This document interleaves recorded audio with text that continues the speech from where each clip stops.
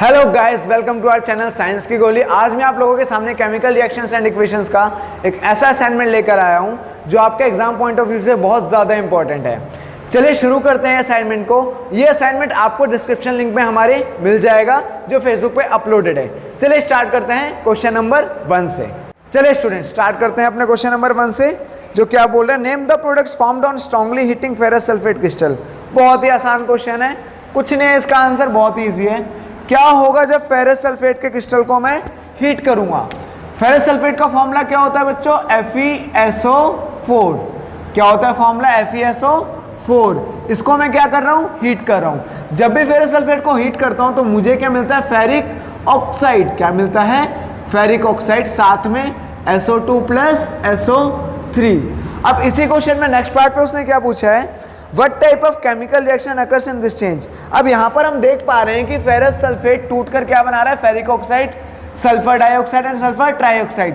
तो ये किस तरह की रिएक्शन होगी मेरी? Decomposition reaction. कैसी रिएक्शन होगी हमारी? Decomposition reaction. तो पहला क्वेश्चन यहीं पर खत्म होता है। बढ़ते हैं दूसरे क्वेश्चन की तरफ। In electrolysis of water, why is the volume of gas collected over one electrode double that of gas collected over the other electrode? ये क्वेश्चन ये कह रहा है कि जब इलेक्ट्रोलिसिस ऑफ वाटर हम करते हैं तो एक इलेक्ट्रोड पे जो वॉल्यूम ऑफ गैस होती है हाइड्रोजन की ज़्यादा होती है, जस्ट डबल होती है ऑक्सीजन के मुकाबले। अगर मैं वाटर के फॉर्मूले की बात करूं तो कैसे बनता है वाटर का फॉर्मूला? H2O। तो सिंपल सी बात है, दोनों अगर टूटेंगे तो किस रेशियो में टूटेंगे? हमेशा 2:1 में। इसलिए हाइड्रोजन के ऊपर हमेशा ऑक्सीजन के मुकाबले वॉल्यूम कितना होता है? जस्ट डबल होता है। ठीक है, बढ़ते हैं नेक्स्ट क्वेश्चन की तरफ। Why do we apply paint on iron articles? जब भी मैं आयरन आर्टिकल्स की बात कर रहा हूं, मान लो ये एक आयरन आर्टिकल है, अभी इस पे मैंने कुछ नहीं किया, ये सिंपल है। इस पे कौन कौन अटैक करता है? ऑक्सीजन, मॉइस्चर, ये अटैक करके क्या कर देता है? इसके ऊपर रस्टिंग की एक लेयर बना देता है। हमें क्या करना होता है, हम अगर इस पे जैसे ही पेंट अप्लाई करेंगे ये ऑक्सीजन और मॉइस्चर के कांटेक्ट से अलग हट जाएगा। ऑक्सीजन मॉइस्चर के कांटेक्ट से अलग हटने से क्या हो जाएगा? इसके ऊपर रस्टिंग नहीं होने वाली। This is the reason why we apply paints on iron articles. बढ़ते हैं नेक्स्ट क्वेश्चन की तरफ। Question number 4, what happens chemically when quicklime is added to water filled in a bucket? क्या होगा जब क्विकलाइम को मैं किस में मिला रहा हूं? पानी के अंदर मिला रहा हूं, और पानी किस में है? मेरा एक बकेट में। जब भी मैं क्विकलाइम को वाटर के साथ रिएक्ट कराता हूं तो मुझे हमेशा क्या मिलता है? Slaked lime. क्या मिलता है? हमेशा मुझे स्लेक्ड लाइम। इसके साथ साथ मुझे क्या मिलती है? हीट। इसके साथ साथ मुझे क्या मिलती है? हीट। तो this is the reaction which involve when calcium oxide reacts with water. चलिए मूव ऑन करते हैं अपने नेक्स्ट क्वेश्चन की तरफ, जो क्या बोलता है, potato chips manufacturer fill the packet of chips with nitrogen gas, why? बहुत आसान क्वेश्चन। जैसे अभी हमने रस्टिंग के बारे में पढ़ा कि रस्टिंग तो आयरन के लिए हो गई, कि जब भी ऑक्सीजन और मॉइस्चर का अटैक होता है तो रस्टिंग में क्या होता है? वो रस्टिंग की एक लेयर बना देता है आयरन आर्टिकल्स के ऊपर। सेम ऐसा ही कुछ हमारे बाकी फूड आइटम्स के साथ भी होता है। फूड आइटम्स भी क्या हो जाते हैं? ऑक्सीडाइज हो जाते हैं। अब ऑक्सीडाइज जब होते हैं तो ये क्या बना देते हैं? रेंसिड। उसने कैसा बना देते हैं? रेंसिड बना देते हैं। उसकी रेंसिडिटी को रोकने के लिए हम लोग क्या यूज करते हैं? Nitrogen gas. नाइट्रोजन गैस कैसी गैस होती है? एक इनर्ट गैस होती है जो कि अपने साथ कॉन्टेक्ट में नहीं लाने देती चिप्स को ऑक्सीजन के साथ। बात समझ में आई? चलिए बढ़ते हैं अपने नेक्स्ट क्वेश्चन की तरफ। Right a balanced chemical equation for the reaction between sodium chloride and silver nitrate. यहां पर ये हमसे क्या पूछ रहा है, क्या होगा जब NaCl रिएक्ट करेगा सिल्वर नाइट्रेट के साथ? सिंपल सा क्वेश्चन है। जब भी NaCl AgNO3 के साथ रिएक्ट करता है तो क्या बनाता है? NaNO3 plus AgCl।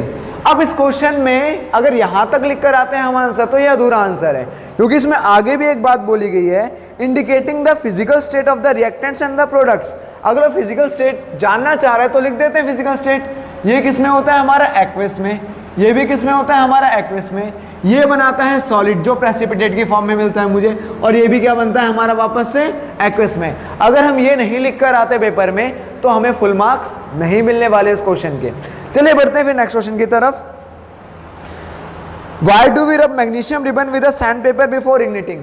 अब हमें पता है कि ऑक्सीजन बहुत ज़्यादा रिएक्टिव है। ऑक्सीजन क्या करता है, किसी भी चीज़ के साथ बहुत आराम से रिएक्ट कर लेता है। अब मैग्नीशियम रिबन को मैंने ऐसे छोड़ रखा है तो क्या होता है, उसके ऊपर एक लेयर चढ़ जाती है मैग्नीशियम ऑक्साइड की। अब अगर वो लेयर चढ़ ही रही और फिर मैंने उसको एक्सपेरिमेंट के पर्पज से यूज़ किया तो वो हमें डिजायर्ड रिजल्ट नहीं देता। तो हमें क्या करना पड़ता है, सैंड पेपर से पहले उसको रब करना है ताकि वो ऑक्साइड की लेयर वहाँ से हट जाए। जैसे ऑक्साइड की लेयर वहाँ से हटती है उसके बाद मेरे पास क्या बचता है, केवल मैग्नीशियम। और जब मैं मैग्नीशियम को रब करता हूँ,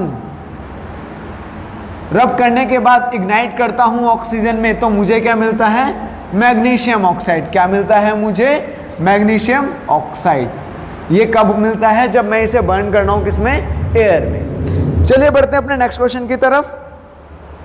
What do you mean by double displacement reaction? ये क्वेश्चन मैं आपको अपने पहले वाली वीडियो में बता चुका हूँ, आप वहाँ से देख सकते हो इसका आंसर।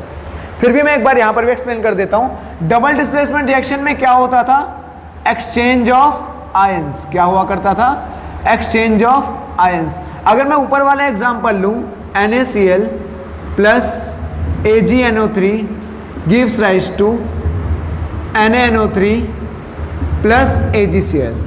यहाँ पर Na के आयंस किसके साथ रिएक्ट कर रहे हैं, NO3 के साथ। Cl के आयंस किसके साथ रिएक्ट कर रहे हैं, Ag के साथ। इसलिए क्या बना रहा है, Na से क्या बन रहा है, NaNO3, और Ag से क्या बन रहा है, AgCl। हो सकता है तुम्हें इसमें और दिक्कत है, अगर दिक्कत आती है तो तुम मेरा पहला वाला वीडियो आराम से देख सकते हो, उसमें मैंने बहुत अच्छे से एक्सप्लेन कर रखा है डबल डिस्प्लेसमेंट रिएक्शन को। बढ़ते हैं नेक्स्ट क्वेश्चन की तरफ। ये क्वेश्चन कुछ इस तरह का है कि what are the conditions that promote corrosion.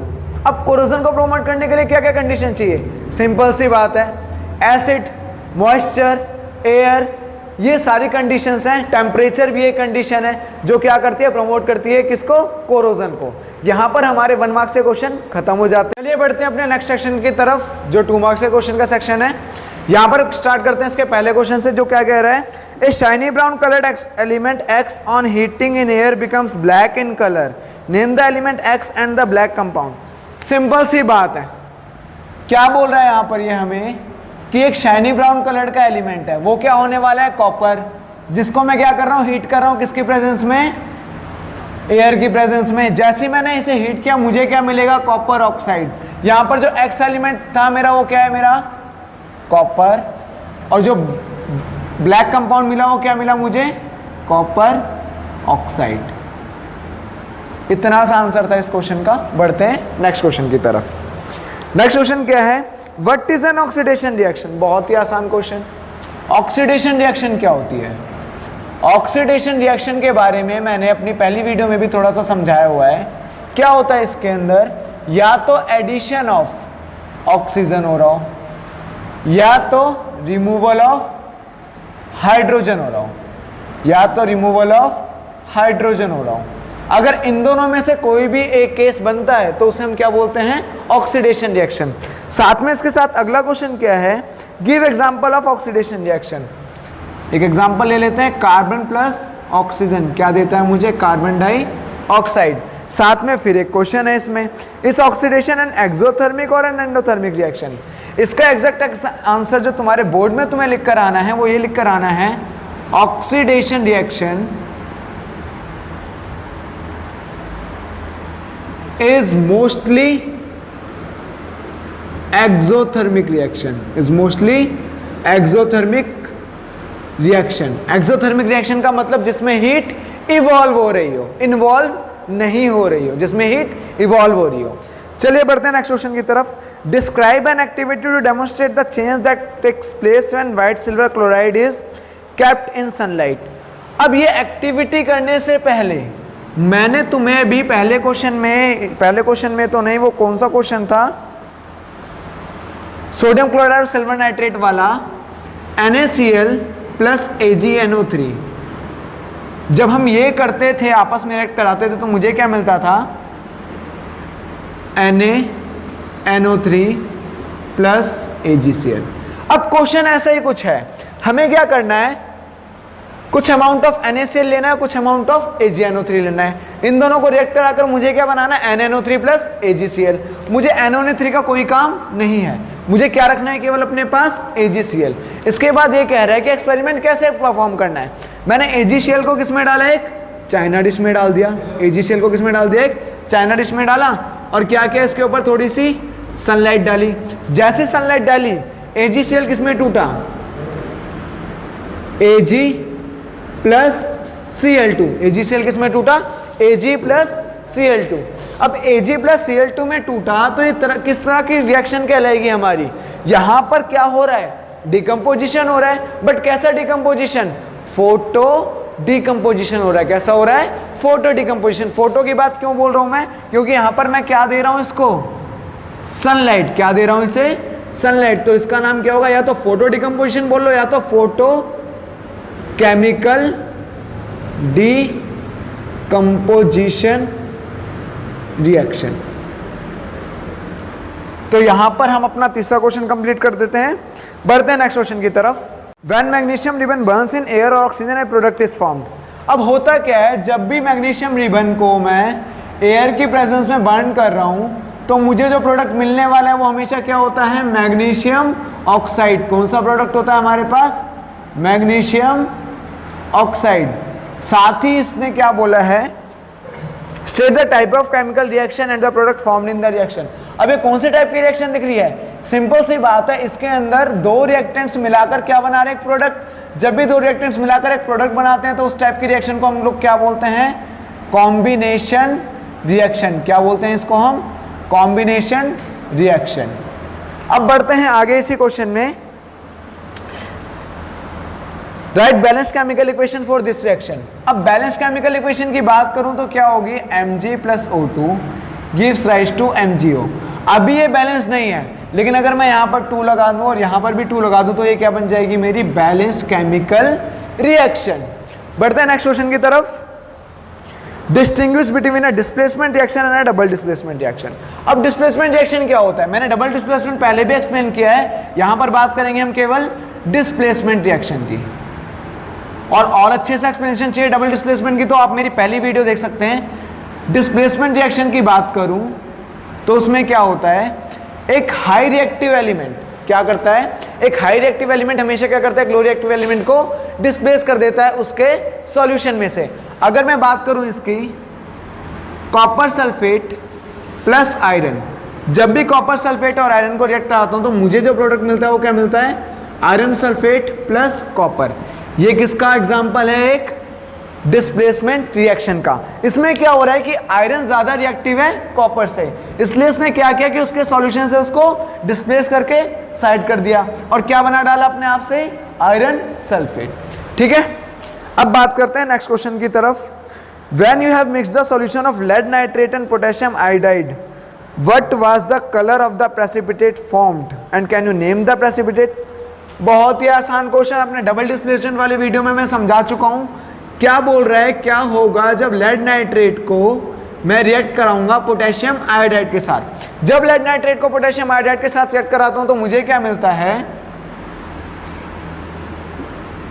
Lead iodide plus potassium nitrate. अब उसने क्या बोला है साथ में कि ये जो पीपीटी बना, मैं बता चुका हूं ये क्या बनता है हमारा, प्रेसिपिटेट। ये किस कलर का होगा, ये जो प्रेसिपिटेट बना है इसका कलर हमेशा क्या होता है, येलो। कैसा होता है इसका कलर, येलो। और प्रेसिपिटेट कौन सा है, ये लेड आयोडाइड।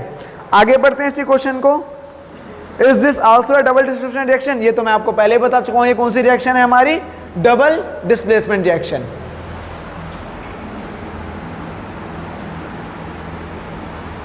डबल डिस्प्लेसमेंट क्यों है, क्योंकि यहां पर भी क्या हो रहा है, आयंस का एक्सचेंज हो रहा है। यहां पर भी क्या हो रहा है, आयंस का एक्सचेंज हो रहा है।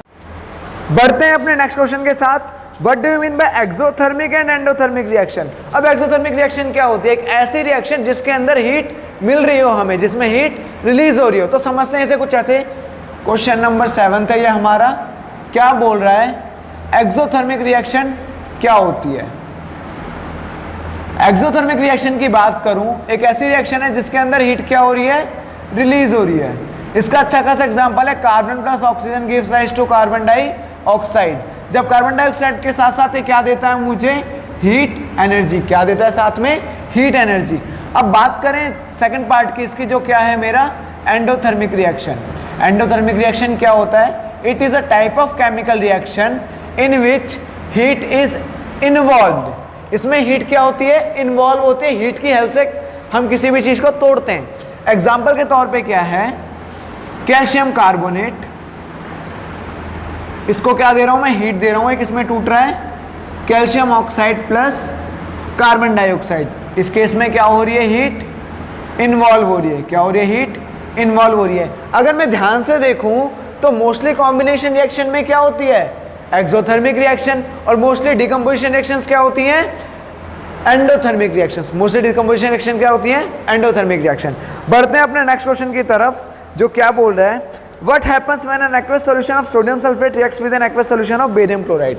अब यहां पर क्या हो रहा है, aqueous solution of sodium sulphate Na2SO4 किस फॉर्म में, ये मेरे एक्वस के फॉर्म में रिएक्ट कर रहा है, किसके साथ, BaCl2 के साथ। ये भी किस में, एक्वस के फॉर्म में। ये कह रहा है जब ये आपस में रिएक्ट करेंगे तो मेरे को क्या प्रोडक्ट मिलने वाले हैं। जब ये आपस में रिएक्ट करते हैं तो मुझे कौन सा प्रोडक्ट मिलता है, प्रोडक्ट जो मुझे मिलता है वो होता है NaCl प्लस BaSO4। प्रोडक्ट क्या मिलता है मुझे, NaCl प्लस BaSO4। अब यहां पर क्या पूछा है उसने आगे साथ में, state the physical condition of reactants in which the reaction between them will not take place. अभी जो मुझे BaSO4 मिला है वो किस फॉर्म में मिला है, सॉलिड की फॉर्म में। NaCl किस में मिला है, एक्वस की फॉर्म में। ये पूछ रहा है ऐसी कौन सी फिजिकल कंडीशन होगी जिसमें ये दोनों आपस में रिएक्ट नहीं करने वाले। अब मैं क्या करूं, इन्हें एक्वस की जगह क्या डाल दूं, इनको सॉलिड की फॉर्म में डाल दूं। अगर ये दोनों सॉलिड की फॉर्म में होंगे, किसकी फॉर्म में, सॉलिड की फॉर्म में होंगे, तो आपस में रिएक्ट नहीं करने वाले। साथ में इन्होंने क्या पूछा है, right balanced chemical equation for the reaction and the name the type of reaction. अब बैलेंस्ड केमिकल रिएक्शन अगर मैं देखूं तो क्या बनेगी, इसके 2 टाइम्स ऑफ NaCl होने वाला है, BaCl2 BaSO4। बाकी तो सब ठीक है, एक हमने बैलेंस कर दी। इसके साथ साथ कौन से टाइप की रिएक्शन है ये हमारी, वापस से डबल डिस्प्लेसमेंट रिएक्शन। कौन सी रिएक्शन है हमारी, double displacement reaction. Hope so आपको ये बहुत अच्छे से समझ आ गया होगा ये क्वेश्चन। तो बढ़ते हैं अपने क्वेश्चन नंबर 9 की तरफ। क्वेश्चन में क्या दे रखा है, what is a redox reaction. पहले रिडॉक्स रिएक्शन के बारे में जान लेते हैं। इसके बारे में और अच्छा एक्सप्लेनेशन चाहिए तो आप लोग मेरी पहले वाली वीडियो देख सकते हैं, जो सबसे पहले मैंने अपलोड कर रखी है, रिडॉक्स रिएक्शन। रिडॉक्स रिएक्शन कुछ नहीं है, एक ऐसी रिएक्शन जिसके अंदर ऑक्सीडेशन भी हो रहा हो और साथ साथ रिडक्शन भी हो रहा हो। एक ऐसी रिएक्शन जिसके अंदर ऑक्सीडेशन भी हो रहा हो और रिडक्शन भी हो रहा हो। अब इसकी अगर डेफिनेशन की बात करो तो हम लिख सकते हैं, it is a type of chemical reaction in which oxidation and reduction occurs simultaneously. अब बात करते हैं इसके आगे पार्ट पे। When a magnesium ribbon burns in air with dazzling flame and turns forms a white ash, is magnesium oxidized और reduced. इन्होंने पूछा है मैग्नीशियम ऑक्सीडाइज हुआ है या रिड्यूस हुआ है। अब हमें बहुत आराम से दिख रहा है, जब भी मैं मैग्नीशियम को रिएक्ट करा रहा हूँ ऑक्सीजन की प्रेजेंस में, तो मैग्नीशियम क्या हो रहा है, यहाँ पर मैग्नीशियम क्या बन जा रहा है, मैग्नीशियम ऑक्साइड। इसके अंदर, इसका मतलब इसके अंदर क्या जुड़ रहा है, ऑक्सीजन। और जब भी ऑक्सीजन जुड़ता है तो हम उसको क्या बोलते हैं, हम ऑक्सीडाइज हुआ है वो एलिमेंट। क्या हुआ है वो, ऑक्सीडाइज हुआ है। बात समझ में आई यहाँ तक। बात करते हैं क्वेश्चन नंबर 10 की। 10 क्वेश्चन क्या बोलता है, write any 2 observation in activity which में suggest that a chemical reaction has taken place, give an example in support of your answer. बहुत अच्छा क्वेश्चन है। ये क्या बोल रहे हैं, कैसे पता चलता है कि केमिकल रिएक्शन अकर कर रही है। भैया देखो 3-4 पॉइंट्स हैं। पहला पॉइंट क्या है, चेंज इन टेम्परेचर। दूसरा चेंज इन कलर। अगर हम ये 2 पॉइंट्स ही लेकर चले आ गए तो इसी पे देख लेते हैं। अगर चेंज इन टेम्परेचर की बात कर रहा हूं तो एक एग्जांपल ले लेते हैं। ये एग्जांपल है हमारा CaO प्लस H2O। जब भी मैं कैल्शियम ऑक्साइड को वाटर के साथ रिएक्ट कराता हूं तो मुझे क्या मिलता है, कैल्शियम हाइड्रोक्साइड। इसके साथ साथ मुझे क्या मिलती है, हीट। इसका मतलब टेम्परेचर में क्या आ रहा है, चेंज। अगर टेम्परेचर में चेंज आता है तो वो क्या कहलाती है, हमारी एक केमिकल रिएक्शन। अगली बात करते हैं चेंज इन कलर की। चेंज इन कलर की बात करें तो ये देख सकते हैं PbNO3 whole twice plus Ki gives rise to PbI2 plus KNO3। यहां पर लेड नाइट्रेट किस कलर में आ जाता है, येलो कलर में। येलो कलर का क्या बना देता है, प्रेसिपिटेट। इसका मतलब चेंज इन कलर का एक और एग्जांपल मिल गया कि लेड नाइट्रेट को मैंने रिएक्ट कराया पोटेशियम आयोडाइड के साथ, तो मुझे कैसा मिला पीपीटी, येलो कलर का पीपीटी। तो ये किसका एग्जांपल है, चेंज इन कलर का। बढ़ते हैं नेक्स्ट क्वेश्चन की तरफ। The powder of a common metal is heated in an open china dish. Its color turns black. However, when hydrogen is passed over the hot black substance of form, it regains its original color. थोड़ा थोड़ा समझ आ रहा है question मुझे। Question क्या कह रहा है कि एक मेटल ले लिया मैंने M, जिसको रिएक्ट कराया ऑक्सीजन के साथ, तो मुझे जो भी मिला वो किस टाइप का मिला, ब्लैक कलर का। कैसा सब्सटेंस मिला, ब्लैक कलर का। और अगर थोड़ा सा हमें याद आ रहा हो तो ये कौन से रिएक्शन की बात कर रहे हैं हम यहाँ पर। ये अगर मेटल में कॉपर ले लूँ ऑक्साइड, ऑक्सीजन इसके ऊपर पास ऑन करूँ तो मुझे क्या मिलता था, कॉपर ऑक्साइड। वो भी किस कलर का हुआ करता था, ब्लैक कलर का। इसका मतलब क्वेश्चन उसी से रिलेट कर रहा है, क्वेश्चन उसी से रिलेट कर रहा है। अब हम आगे बढ़ते हैं। वो क्या बोल रहा है कि जो ये सब्सटेंस मिला मुझे ब्लैक कलर का, जब मैं इसके ऊपर हाइड्रोजन पास ऑन कर रहा हूँ तो मुझे इसका ओरिजिनल कलर मिल जाता है। इसका मतलब CuO पे जैसे मैं हाइड्रोजन पास ऑन कर रहा हूँ तो मुझे क्या मिलेगा, Cu प्लस H2O। इसके बाद उसने क्या पूछा कि ये कौन से टाइप की रिएक्शन है, दोनों की दोनों, और इसे बैलेंस करके दिखाओ। तो सिंपल सी बात, बैलेंस की बात आई, यहाँ 2 लगा देते हैं, यहाँ 2 लगा देते हैं, पूरी इक्वेशन बैलेंस हो गई। इसकी बात करूँ तो ये पूरी की पूरी इक्वेशन बैलेंस पहले से ही है। यहाँ पर अगर मैं देखूँ इस इक्वेशन में तो 2Cu plus O2 gives rise to 2CuO। ये तो मैं इसे क्या बोल सकता हूँ, कॉम्बिनेशन रिएक्शन। साथ में मैं इसे एक और टाइप की रिएक्शन बोल सकता हूँ जो क्वेश्चन ने डिमांड की है।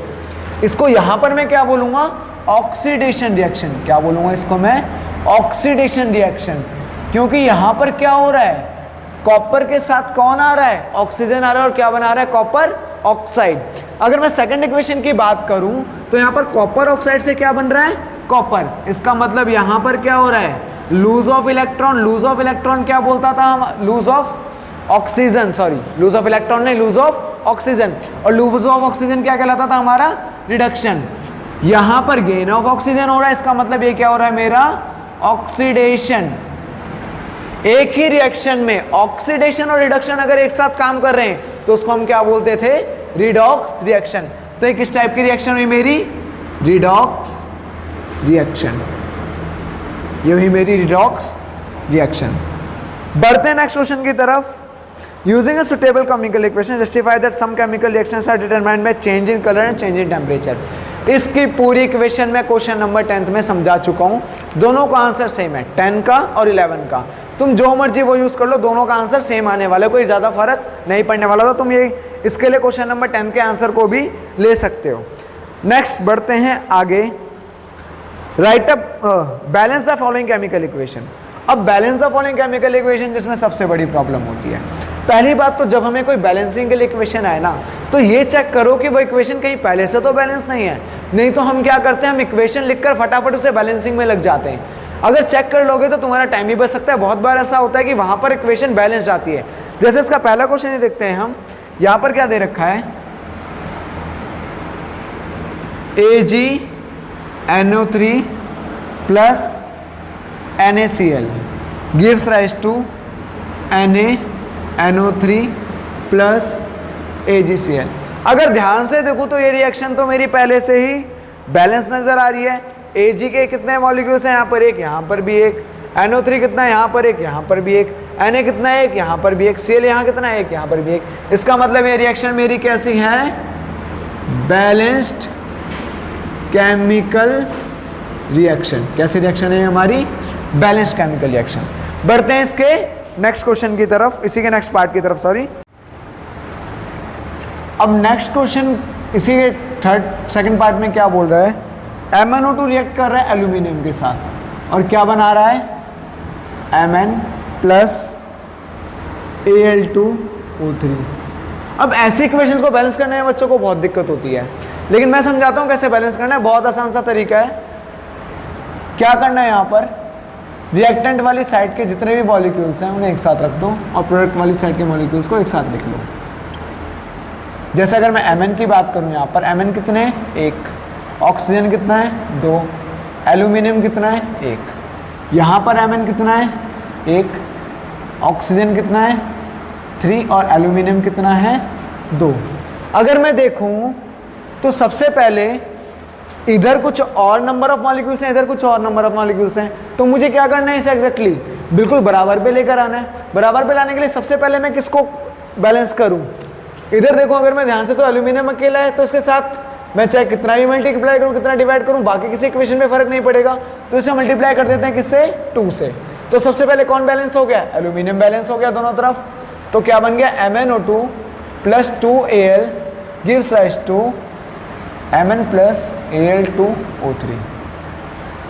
यहाँ पर फिर से Mn कितना है 1, ऑक्सीजन कितना है 2, अब एल्यूमिनियम कितने हो गए 2, इधर Mn की वैल्यू कितनी है 1, ऑक्सीजन की वैल्यू 3 और एल्यूमिनियम की वैल्यू 2। एल्यूमिनियम तो बैलेंस हो गया, अब क्या बच रहा है मेरे पास, ऑक्सीजन। ऑक्सीजन बैलेंस करने के लिए अगर मैं इधर 3 से मल्टीप्लाई कर दूं तो कितने नंबर ऑफ ऑक्सीजन आ जाएंगे 6, इधर 2 से मल्टीप्लाई कर दूं तो भी क्या आ जाएगा 6। इसका मतलब यहाँ पर मैंने किससे मल्टीप्लाई किया 3 से, और यहाँ पर किससे मल्टीप्लाई किया 2 से। अब यही मैं इक्वेशन में कन्वर्ट कर देता हूँ इसको। इसे अगर 3 से मल्टीप्लाई किया तो ये पूरे के पूरे इस कंपाउंड के साथ मल्टीप्लाई होगा, 3MnO2 + 2Al gives rise to what, same यहाँ पर भी मुझे देखने को मिलेगा ये 2 मल्टीप्लिकेशन किसके साथ होगा, इस पूरे कंपाउंड के साथ 2 मल्टीप्लाई होगा। तो क्या बनेगा Mn + 2Al2O3। अब इसकी वापस से इसके नंबर ऑफ मॉलिक्यूल्स को लिखते हैं, Mn = 1, ऑक्सीजन Mn = 1 नहीं, Mn अब कितना हो गया है 3, क्योंकि हमने 3 से मल्टीप्लाई किया था ना। ऑक्सीजन कितना हो गया 6, एल्यूमिनियम इस तरफ कितना है 2। अगर इस तरफ की बात करूं तो Mn की वैल्यू कितनी है 1, ऑक्सीजन कितना है यहाँ पर 3 दूनी 6, ऑक्सीजन बैलेंस्ड है। एल्यूमिनियम की बात करूं तो अब एल्यूमिनियम क्या हो गया, अनबैलेंस्ड हो गया। लेकिन अगर मैं ध्यान से देखूं वापस से एल्यूमिनियम यहाँ क्या है, अकेला है, तो मैं इसे मल्टीप्लाई कर सकता हूँ एल्यूमिनियम को, ये बैलेंस हो जाएगा। एल्यूमिनियम इधर भी 4 और इधर भी 4। अगर मैं मैग्नीज की बात करूं, मैग्नीज इधर क्या है 3, लेकिन ये कंपाउंड के फॉर्म में था, लेकिन इधर मैग्नीज क्या है एक अकेला खड़ा है, तो इसे भी अगर मैं 3 से मल्टीप्लाई कर दूं तो क्या कोई दिक्कत आएगी रिएक्शन में, कोई दिक्कत नहीं आने वाली रिएक्शन में, और ये बैलेंस हो जाएगी। देखो कैसे, अब 3MnO2 + 4 times of Al gives rise to what, 3Mn + 2Al2O3। ये क्या आ गई मेरी बैलेंस्ड केमिकल इक्वेशन। बहुत आसान थी, 3 स्टेप में खत्म हो गई। बहुत सारी इक्वेशंस 3 स्टेप में नहीं खत्म होती, तो हम लोगों को क्या करना है, इसमें बहुत सारी प्रैक्टिस करनी है ताकि इक्वेशंस बहुत जल्दी जल्दी हम सॉल्व कर सकें। बढ़ते हैं अपने नेक्स्ट क्वेश्चन की तरफ, जो क्या है, write the balance equation for the following reaction and identify the type of reaction in each case. Potassium bromide + barium iodide gives rise to potassium iodide + barium bromide. बहुत ही आसान क्वेश्चन है, समझते हैं कैसे हो गए सॉल्व। क्वेश्चन नंबर 14 क्या बोल रहा है ये, पोटेशियम ब्रोमाइड मतलब KBr किसके साथ रिएक्ट कर रहा है, बेरियम आयोडाइड मतलब BaI2। तो क्या देगा ये हमें, potassium iodide + barium bromide. Potassium iodide का मतलब क्या हुआ Ki प्लस बेरियम ब्रोमाइड का मतलब क्या हुआ BaBr2। बेरियम ब्रोमाइड का क्या हुआ BaBr2। अगर मैं ध्यान से देखूं तो ये कौन से टाइप की रिएक्शन बन रही है, ये हमारी बन रही है डबल डिस्प्लेसमेंट रिएक्शन। क्या बन रही है ये हमारी डबल डिस्प्लेसमेंट रिएक्शन। अब इसे थोड़ा सा बैलेंस कर लिया जाए, यहाँ 2 आ जाएगा, यहाँ भी 2 आ जाएगा, BaBr2 हो गया, KBr2Ki हो गया, ठीक है, ये हो गए हमारी बैलेंस। अब इसी का जो सेकंड पार्ट है इसी क्वेश्चन का, वो क्या कह रहा है, hydrogen + chlorine gives rise to hydrogen chloride, H2 + Cl2 gives rise to HCl। यहाँ क्या आ जाएगा 2 times of HCl। अगर इसको देखूँ मैं तो कौन से टाइप की रिएक्शन है ये हमारी, कॉम्बिनेशन रिएक्शन। कौन सी रिएक्शन है हमारी? Combination reaction. ऊपर वाली रिएक्शन में थोड़ी सी कंफ्यूजन होती है, हमें ये नहीं पता चलता कि बेरियम ब्रोमाइड कैसे लिखना है, या ये नहीं पता चलता बेरियम आयोडाइड कैसे लिखना है। तो आज से दिक्कत नहीं होगी, बस ऐसे डायरेक्ट लिख दो आंसर, कोई प्रॉब्लम नहीं है। आगे बढ़ते हैं अपने नेक्स्ट क्वेश्चन की तरफ। क्या है question? A zinc plate was put in a solution of copper sulfate kept in a glass container. It was found that blue color of the solution gets faded and faded with passage of time. After few days, when zinc plate was taken out of the solution, a number of holes were observed on it. अब simple सी बात है, यहाँ वो क्या बोल रहा है, एक जिंक प्लेट है जिसको मैंने इसके अंदर डाल रखा है कॉपर सल्फेट में। इसका सॉल्यूशन किस कलर का होता है? ब्लू कलर का। जब मैंने इसको इसमें डाला तो सिंपल सी बात है, यहाँ कौन सी रिएक्शन होने वाली है हमारी? डिस्प्लेसमेंट रिएक्शन, क्योंकि zinc is more reactive than copper. तो जिंक क्या करेगा? कॉपर को डिस्प्लेस करेगा और क्या बना देगा? Zinc sulphate. और यहाँ क्या बचेगा मेरे पास? कॉपर। साथ ही साथ जो जिंक सल्फेट बनेगा ये कैसा बनता है? कलरलेस। कैसा बनता है? कलरलेस।